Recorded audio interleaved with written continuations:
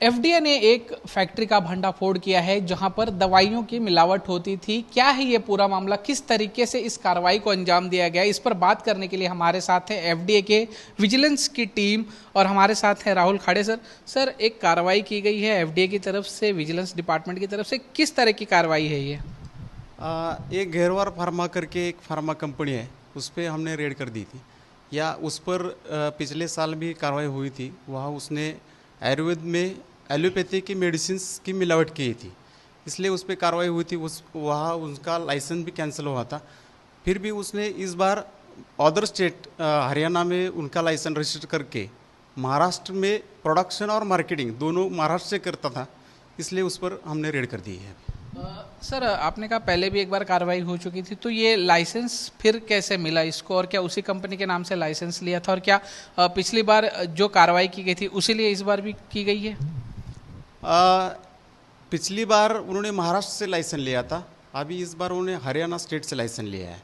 वो अभी हरियाणा स्टेट का शायद वो हरियाणा का है, इसलिए उन्होंने हरियाणा का स्टेट का लाइसेंस लिया है।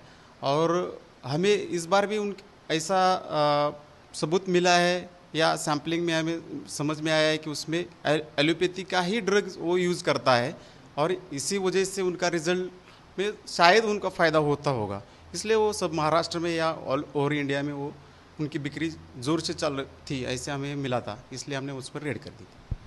सर, कितने लोग शामिल हैं और क्या कोई अधिकारी भी इसमें शामिल है? जैसे आपने कहा एक बार लाइसेंस कैंसिल हुआ था लेकिन दोबारा लाइसेंस लिया था, और ये कहाँ कहाँ ऑपरेट करता था? जैसे हरियाणा हो गया, महाराष्ट्र हो गया, और कोई स्टेट? एक्चुअली 2021 में जो हमने रेड की थी वो ऋषभ मेडिसिन, उसका ही सिस्टर कंसर्न था, उसके वाइफ और उसके नाम से। वहाँ ऋषभ मेडिसिन में हमने रेड की थी और वहाँ पर हमने सैंपल लिए थे, तो वहाँ पर उसके ड्रग में एलोपैथी मेडिसिन मिले थे। फिर हमने उसका लाइसेंस कैंसिल किया और जो मेडिसिन थे हमने पूरे जब्त की। उन्होंने अपील किया गई, अपील भी उसकी रद्द हो गई। अभी हाई कोर्ट में फिर फर्दर उसने अपील किया, अभी वो पेंडिंग है वहाँ पर। अब उसके बाद उसने यहाँ लाइसेंस कैंसिल हो गए, तो उसने हरियाणा में लोन लाइसेंस लिया था एक फर्म के पास, और वो जब यहाँ पर फिर वहाँ बनाना स्टार्ट किया उसने प्रोडक्ट्स, लेकिन वहाँ लाइसेंस होने के बाद भी वो यहीं पर मैन्युफैक्चर करता था। इसलिए हमने मार्च 24 में उसकी रेड की फिर से, और 1,27,000 का मेडिसिन और बाकी मशीन सीज किए थे। और उसके बाद फिर वहाँ लाइसेंस जो हरियाणा का जो मैन्युफैक्चर था उसको पता चला कि ये तो मेरे पास लाइसेंस होने के बाद भी वहाँ फ्री बना रहे हो, तो उसने लाइसेंस सरेंडर कर दिया, वो कैंसिल हो गया। अब कैंसिल हो गया तो उसने उसके मेडिसिन जो लाइसेंस थे वो फिर भी यहाँ पे वसई में फिर से बनाना चालू किया उसने। और फिर हमने अभी वापस रेड की और 3 जगह, ऐसे 3 डिफरेंट जगह लोकेशंस वसई में, वहाँ पर हमने रेड की और 1,41,41 लाख के मेडिसिन, मशीन्स, पैकिंग मटेरियल हमने पूरे जब्त किए।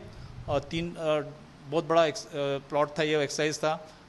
इतनी बड़ी टीम बनाना, सबको इन्वॉल्व करना और प्लान करना, पूरा प्लानिंग किया और सक्सेस हुई। हम एक्चुअली सब जगह जाके वो मेडिसिन स्टॉक लेकर आए, जब्त किए, और अभी उसके आगे प्रोसिक्यूशन जो कोर्ट रहेगा वो हम फाइल करने वाले हैं आगे।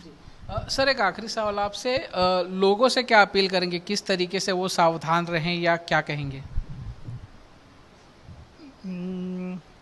लोगों ने कोई भी मेडिसिन परचेस करते समय मेडिसिन के लेबल पे ऊपर पर उसका परवाना क्रमांक और कौन से कैटेगरी का यह मेडिसिन है वो सब देखना चाहिए, एक्सपायरी डेट देखना चाहिए, बैच नंबर, ये सब डिटेल दिया है या नहीं दिया है वो देखना चाहिए। और सपोज ऐसा कुछ नहीं मिलता है तो प्रशासन को बताना चाहिए। बिल्कुल, तो लोगों को भी थोड़ा सतर्क रहने की ज़रूरत है, और ऐसी अपील जो है वो एफडीए की तरफ से की जा रही है ताकि एफडीए उनका काम और अच्छी तरीके से कर सके। कैमरामैन नितिन वर्ने के साथ दीपेश त्रिपाठी, आज तक, मुंबई।